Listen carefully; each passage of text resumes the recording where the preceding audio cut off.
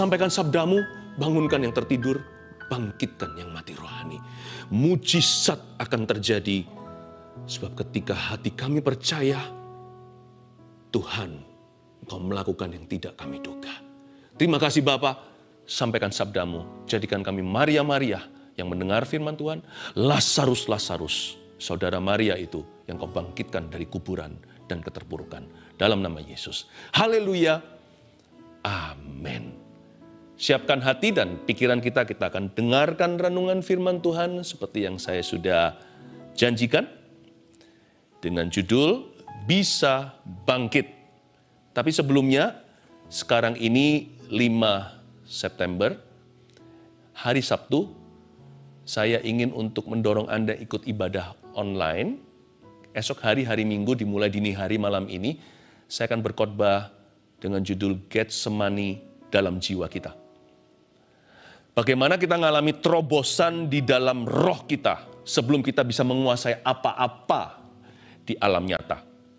Belajar dari doa Yesus ketika Yesus sedang bergumul hingga peluhnya menjadi darah, agar supaya kita mengalami terobosan kemenangan lewat doa-doa kita dan lewat mesbah keluarga kita. Jangan lewatkan ya. Dan kalau Anda belum subscribe juga, cepat subscribe, karena ada banyak sekali materi-materi yang sifatnya sorgawi, karena asal-usul seluk-beluknya adalah dari firman Kristus, dari persekutuan dengan Roh Kudus ya. Dan sekarang ambil catatan, catat judul temanya, Bisa Bangkit. Kita ini bisa bangkit dari keterpurukan apapun juga, nggak peduli jatuhnya sedalam apa. Kalau Allah di pihak kita, siapa lawan kita? Kalau Tuhan bilang kita bisa bangkit, kita pasti bangkit. Anda pasti bangkit. Baik itu bisnis Anda, pernikahan, rumah tangga, kesehatan. Whatever it is. Pelayanan juga hari-hari ini banyak orang yang pelayanannya jadi kocar-kacir. Bisakah konsolidasi? Bisa. Yes, we can. Tidak ada kata terlambat. Yesaya mengatakan, bahkan tahanan atau tawanan pahlawan pun bisa direbut kembali. Tidak ada kata terlambat dalam kamus Tuhan. Kita akan belajar dari seorang tokoh tentunya, yaitu dari Daud. 2 Samuel 12, ayat 15 sampai ayat 20 pembacaan kita.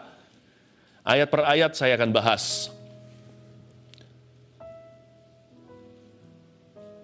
Siapa yang rindu untuk bangkit, apapun juga yang jatuh atau hari ini seolah-olah kita mengalami kekalahan dan kemunduran, apalagi keterpurukan, itu sudah nggak ada batasnya, itu jurang terdalam. Kalau Anda yakin Anda bisa bangkit, sekalipun saya nggak bisa lihat, Roh Kudus bisa melihat Anda. Kalau Anda merasa, Anda yakin Anda bisa bangun dari apapun juga, termasuk kejatuhan dosa, Anda pasti bisa bebas. Tuhan ampuni. Pasti ada kesempatan dan kita pasti mengalami kemenangan. Apapun itu juga, kalau Anda percaya Anda bisa bangkit lagi, ya sebelum kita baca firman ini, saya minta Anda cetuskan iman, bisa angkat tangan katakan, ya saya percaya. Roh Kudus lihat Anda loh. Saya nggak tahu, saya nggak bisa lihat Anda yang bisa lihat saya, tapi Roh Kudus bisa lihat kita semuanya. Sekali lagi yang percaya, Tuhan bisa bangkitkan dari apa saja, angkat tangannya katakan, amin. Puji Tuhan. Ya. 2 Samuel 12 ayat 15 sampai 20. Ini cerita, backgroundnya begini. Nathan memperingatkan Daud sehingga Daud menyesal. Setelah Daud jatuh sama Batsheba, ambil istri orang. Bahkan secara tidak langsung bunuh suaminya, kasih surat perintah. Supaya Anda supaya Anda bisa mengikuti ya, mengikuti cerita sebenarnya. Karena saya nggak mungkin bisa bahas seluruh ayat. Waktu kita terbatas. Ayat 15. Kemudian pergilah Nathan nabi itu ke rumahnya. Dan Tuhan menulahi anak yang dilahirkan bekas istri Uria bagi Daud sehingga sakit. Yaitu Batsheba. Istri Uria yang sekarang jadi istri Daud. Lalu Daud memohon kepada Allah oleh karena anak itu. Ia berpuasa dengan tekun dan apabila ia masuk ke dalam, semalam-malaman itu ia berbaring di tanah. Daud sungguh-sungguh berdoa. Ini kokonya Salomo, anak hasil perzinahan. Ayat 17, maka datanglah kepadanya para tua-tua yang di rumahnya untuk meminta ia bangun dari lantai. Tetapi Daud, ia tidak mau. Juga ia tidak makan bersama-sama dengan mereka. Sedih sekali buat keluarga Daud. Sudah dosa, sudah jatuh ketiban tangga. Memang betul sekarang yang dilakukan sama Daud itu sangat keji di mata Tuhan. Bagaimana tidak? Dia merekayasa sebuah peperangan hanya supaya demi ambil istri orang. Tapi Alkitab itu jujur ya, tidak tutup-tutupi dosa tokohnya. Jadi kalau bicara soal keterpurukan, ini lebih daripada bisnis yang jatuh. Ini melebihi kesehatan kita yang terpuruk. Ini betul-betul kejatuhan yang dahsyat. Dia sudah hancur moralitasnya. Bisakah orang begini dipulihkan? Kejatuhan kan berbagai jenis. Ada kejatuhan secara, ada orang yang kesehatannya tiba-tiba memburuk. Ada juga orang yang pekerjaannya tiba-tiba tiada. Tapi yang ini jatuh dari persekutuan yang hidup dengan Allah. Masih bisa pulih nggak? Kalau Daud aja bisa, kita pasti bisa. Jangan coba Tuhan, tapi ayo kita go ahead berbuat dosa. Toh Tuhan bisa pulihkan. Jangan pernah bilang begitu. Jangan sepihak dengan setan. Tapi kalau Anda udah terlanjur jatuh, baik itu dosa, atau Anda tidak bisa berbuat apa-apa, kondisi kehidupan menekan Anda. Ingatlah, dalam Tuhan tidak ada yang mustahil. Dilihat di ayat ini, kembali lagi ayat 15. Kemudian pergilah Nathan ke rumahnya, ke rumah Daud nih, dan Batsheba. Dan Tuhan menulahi anak yang dilahirkan bekas istri Uria bagi Daud sehingga sakit. Tuhan menulahi anak. Ini jangan diartikan terlalu jauh, seolah-olah Tuhan bunuh, bukan ya. Tuhan memanggil. Ada orang dipanggil waktu umur 80, ada orang dipanggil waktu bayi. Tuhan memberi, Tuhan mengambil, terpujilah nama Tuhan. Tapi Tuhan mengambil sebuah tindakan atas perbuatan Daud. Tuhan tidak akan memberikan anak ini ke dalam keluarga mereka yang masih ranah jinah. Keluarga ini tidak layak menerima baby yang so cute ini, yang Tuhan ciptakan dan rajut. Dan Tuhan menulahi anak yang dilahirkan bekas istri Uria. Daud gak bisa apa-apa. Daud sudah berusaha. Daud kan bertobat. Waktu ditegur sama Nabi Nathan. Tapi Daud masih penasaran. Dia kalau bisa mempertahankan. Daud memohon kepada Allah dengan amat sangat. Sampai-sampai berpuasa. Semalam-malaman dia berbaring di atas tanah. Itu pasti kembung perutnya. Dan pasti sakit semua tulangnya. Ototnya pasti sudah nggak beres tuh setelah semalaman di situ. Ya, tulang punggungnya. Belum lagi pasti lututnya nggak keruan rasanya karena dia pasti dalam kondisi bersujud minta ampun sama Allah Bapa. Para tua-tua, semua staf kepresidenan memohon supaya dia mau makan, tapi Daud menolak. Menolak mentah-mentah, dia nggak mau. Singkat cerita, akhirnya anak itu mati. Mau Daud puasa gimana pun juga, mau dia berdoa, sulit pokoknya. Sulit sekali untuk mempertahankan apa yang Tuhan mau habisi dalam hidupmu. Sukar sekali untuk mempertahankan atau menyelamatkan apa yang Tuhan mau matikan. Karena itu, jangan melawan kedaulatan Tuhan. Ada waktunya Tuhan memang mengambil sesuatu dari kehidupan kita, apalagi kalau itu adalah alhasil dosa. Ada harta yang diperoleh dengan tidak legal di mata Allah. Ketika orang itu bertobat seperti Sakius, harus mengembalikan. Kadang-kadang pengembalian itu terjadinya lewat tangan yang tidak kelihatan. Sakius secara sengaja dia ambil inisiatif untuk memberikan kembali kepada setiap orang yang dia peras, bahkan 4 kali lipat. Tapi kadang-kadang detoks ilahilah yang terjadi. Mungkin harta duniawi yang dapat dari penyembahan berhala atau mengontrakkan jiwa, pesugihan dan sebagainya. Ketika seseorang bertobat, kalau memang bukan salah Anda, lalu tiba-tiba sesuatu terjadi, lalu Anda kehilangan sesuatu, tiba-tiba jatuh miskin lagi, kalau ngalami detoks ilahi, jangan coba melawan Tuhan. Kecuali kalau kita memang mengalami kecerobohan dalam bekerja. Tapi ada waktunya, sekalipun kita sudah berusaha dan semuanya sudah ditata dengan benar, tetap merugi. Dan kalau kita nggak bisa apa-apa, itu proses Allah. Biarkan saja karena susah sekali untuk melawan kehendak Allah. Kalau Tuhan berkata itu mati, Anda mau hidupkan gimana pun percuma. Ya kan? Ada waktunya juga Tuhan proses kita. Ketika seseorang bertobat terima Tuhan atau ketika seseorang mau kembali lagi dari jalan yang murtad, dia kehilangan banyak temannya. Nanti Tuhan akan gantikan sahabat, tapi semua indah pada waktunya. Sekarang kehilangan dulu, ada waktunya untuk membangun, ada waktunya untuk meruntuhkan, kata pengkhotbah. Itulah sebabnya kalau kita mau bangkit, supaya kita bisa bangkit, yang pertama tulis dulu poin ini. Kita harus bisa terlebih dahulu menerima keputusan Tuhan. Hati harus sampai menerima. Satu titik setelah kita berupaya, seperti Daud puasa semalaman. Bahkan duduk di tanah, berbaring lagi di sana. Sakit sekali itu. Dia bahkan seperti seolah-olah menyiksa diri untuk mendapatkan belas kasih Tuhan. Tuhan itu raja. Sekalipun dia itu Bapa, kalau Tuhan sudah putuskan, apalagi kalau Tuhan tahu itu baik bagi kita. Ingat ini, apa yang Tuhan sengaja ambil dari hidup kita, itu pasti baik untuk hidup kita.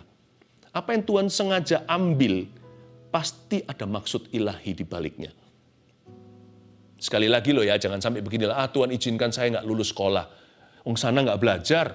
Tapi kalau kita sudah belajar sungguh-sungguh, ternyata ada sesuatu, katakan yang mungkin missing.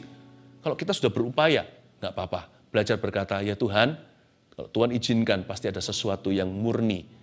Pasti ada sesuatu yang indah di baliknya. Saya nggak bisa lihat sekarang, tapi kemudian hari, saya pasti akan memahami. Bisa bangkit, orang yang bisa bangkit adalah orang yang bisa menerima keputusan Tuhan.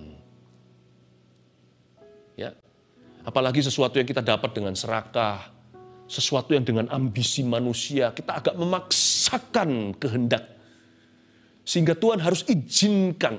Dan ketika kita mau betul-betul mengalami rancangan Tuhan secara penuh, Tuhan harus ambil kembali itu. Ada orang itu yang agak sedikit keterlaluan dengan Tuhan. Dan kalau Tuhan mau ajari kita rendah hati, lalu ambil sesuatu, katakanlah, bukan kehendakku yang jadi, biarlah kehendakmu. Seperti doa Yesus di Getsemani, yang besok saya akan bahas lebih lanjut. Daud tidak mau. Awal mulanya dia melawan. Nggak mau, aku menolak. Mungkin dimarahi, dibentak.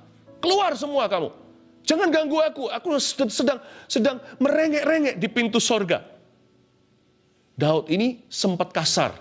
Dia nggak mau itu, dia nggak mau dengan passionate. Kira-kira gitu maksud ayat ini. Dia tidak maunya itu dengan semangat. No, get out.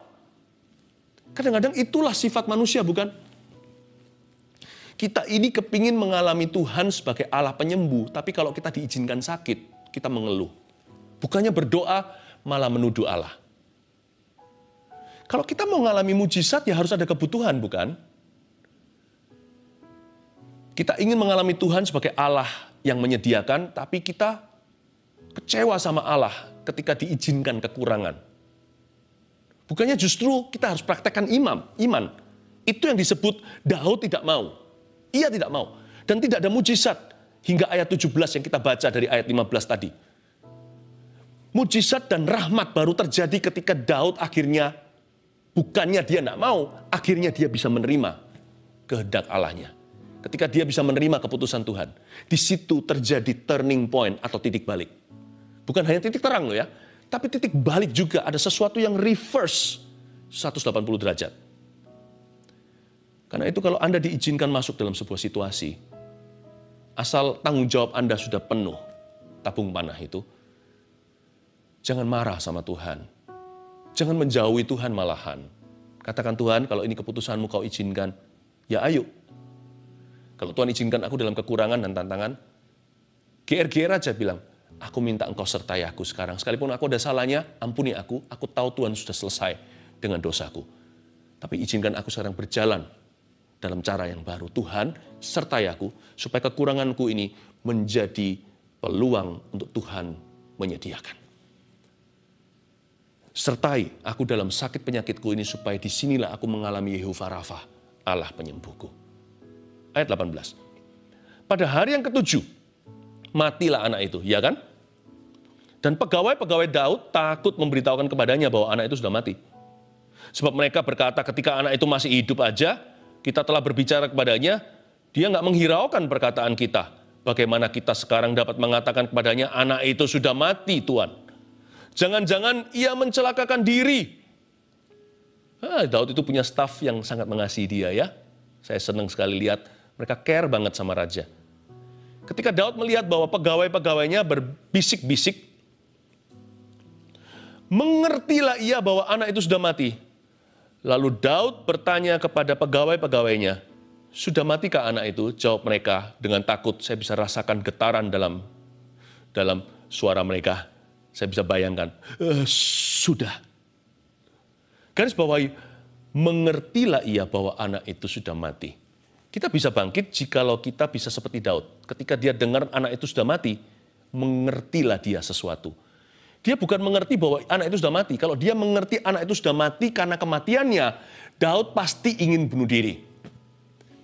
Ada sesuatu yang dia ngerti dan itu bukan soal mati. Waktu dia dengar bahwa anak itu sudah tiada, mengertilah ia bahwa anak itu sudah mati. Berarti Daud mengerti sesuatu yang lain dan itu bukan kematian.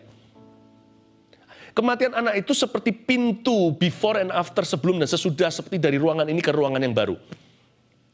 Kita bisa bangkit kalau kita seperti Daud. Nomor 2 poinnya, catat di baik-baik. Daud bisa mengerti Tuhan masih punya rencana. Ku percaya mujizatmu pasti terjadi, sebab tiada yang mustahil bagimu. Ku percaya mujizatmu pasti terjadi, Engkau Tuhan berkati hidupku. Betul ya? Tepati janjimu. Maafkan saya. Dia bisa mengerti bahwa Allah masih punya rencana. Mendengar kematian bukan kiamat buat dia, meskipun dia sangat-sangat sedih dan kehilangan. Dia sudah berupaya, berusaha untuk mempertahankan dan menyelamatkan si janin itu. Tapi kalau Tuhan sudah putuskan, dia bisa buat apa? Dan dia berpikir dengan keras. Dan dia beranggapan bahwa Allah masih punya rencana buat orang seperti dia, sekalipun dia tidak layak sama sekali untuk menerima apa-apa. Daud ini pikirannya positif tentang Tuhan Yesus di Perjanjian Lama. Pikiran Anda positif enggak tentang Tuhan yang Anda sembah? Apakah selalu menaruh rasa curiga seperti Adam dan Hawa? Dosa pertama manusia itu bukan ambil buah terlarang. Dosa pertama sebelum itu adalah curiga. Makanya hari ini kita diselamatkan dari dosa karena percaya. Daud bisa mengerti itu. Waktu dengar kabar buruk, dia tahu Tuhan masih punya rencana. Ya, Tuhan masih memiliki plan A. Kalau sudah hangus, Tuhan masih punya plan B. Tuhan masih punya plan C. Daud itu nggak pernah menyerah. Iman Daud itu alfabet. A, B, C, D, E, F, G, H, I, J, K, L, M, N, O, P, Q, R, S, T, U, V, W, X, Y, and Z. Daud itu imannya nggak berakhir, nggak berkesudahan. Tampar satu, lanjut pipi satunya nyusul. Tampar lagi pipi ketiga, emangnya dia punya 3 pipi? Enggak, pipi yang satu tadi ditampar muncul lagi. Tampar lagi pipi yang kanan, pipi kiri kembali, pipi kanan berikutnya sudah antri. Daud ini nggak pernah menyerah. Dia selalu percaya Allah itu maju, Allah itu di depan, dan Tuhan selalu punya rencana. Rencananya itu selalu damai sejahtera masa kini dan rencana penuh pengharapan masa depan. Saya nggak mengatakan bahwa mari kita main-main dengan rencana Tuhan, kan ada A, B, C, D, E, F, G. Enggak loh ya. Buang-buang waktu kayak gitu tuh, buang-buang waktu. Dan kita nggak harus mengalami kematian kan, nggak harus mengalami kutukan, nggak harus mengalami duka seperti Daud. Ini konsekuensinya. Lebih cepat, lebih baik bukan kalau kita itu mau taat sama Tuhan. Tambah lambat, semakin banyak konsekuensinya. Tapi kalau Anda sudah jatuh, bisnis Anda sekarang terpuruk, siapa bilang bisnis Anda yang lama itu nggak bisa dibangkitkan lagi? Sekalipun nggak dibangkitkan karena Tuhan berkehendak demikian, Tuhan bisa memberimu bisnis baru. Mulai nabung lagi mungkin, perlu berapa bulan bahkan tahun, nggak apa-apa. Hidup kita masih muda, umur 80 pun masih muda. Musa umur 80 baru dipakai sebagai pembebas Israel. Karena hidup kita itu sementara di bumi. Asal respon hati kita benar, hidup selama-lamanya itu lebih kekal. Kemuliaan yang akan datang tidak bisa di dekat. Semua penderitaan kita masa kini itu tidak sebanding dengan kemuliaan yang akan kita terima. Yang penting sekarang itu hari per hari, tiap hari kita itu mengikut Yesus. Udah kesusahan sehari untuk sehari, bangkit lagi. Tuhan masih punya rencana. Gak lucu kalau rencana Tuhan hanya plan A. Coba bicara semuanya hanya dengan huruf A.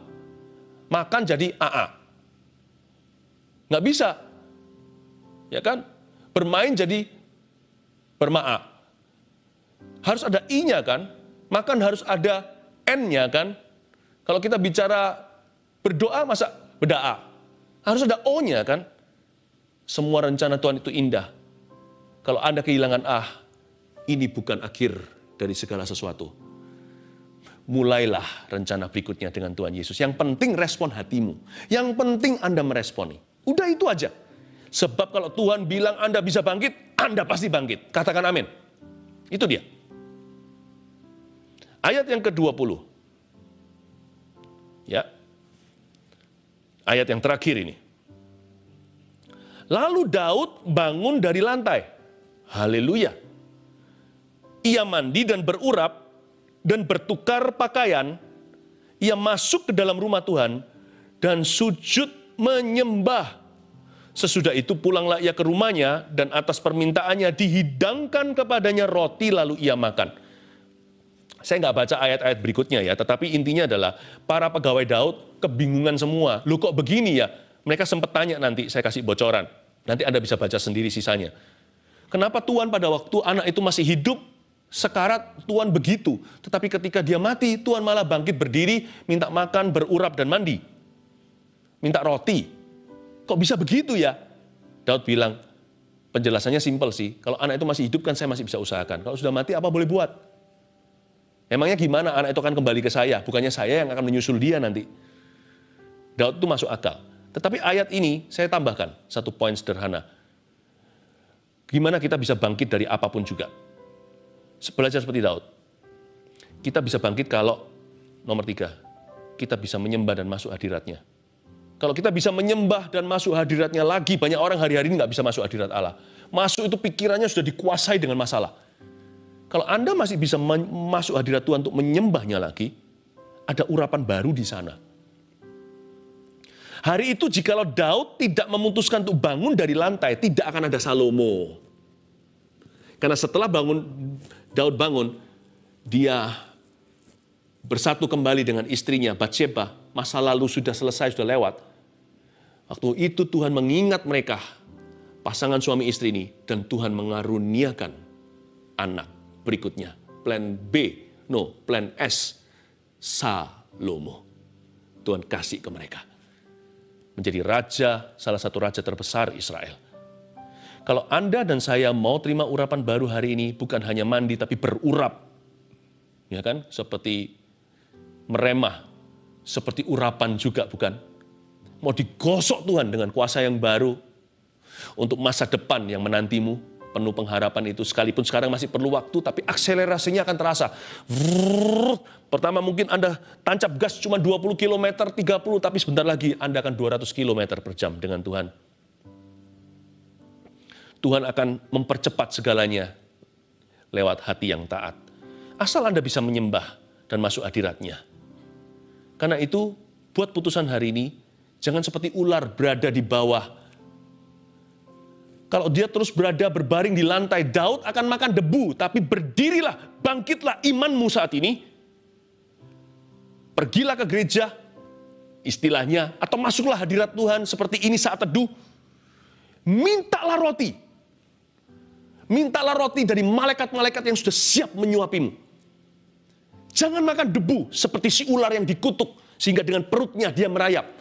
Bangun, engkau anak raja, aku anak raja, kita semua anak raja. Bangkit berdiri, bangkit imanmu.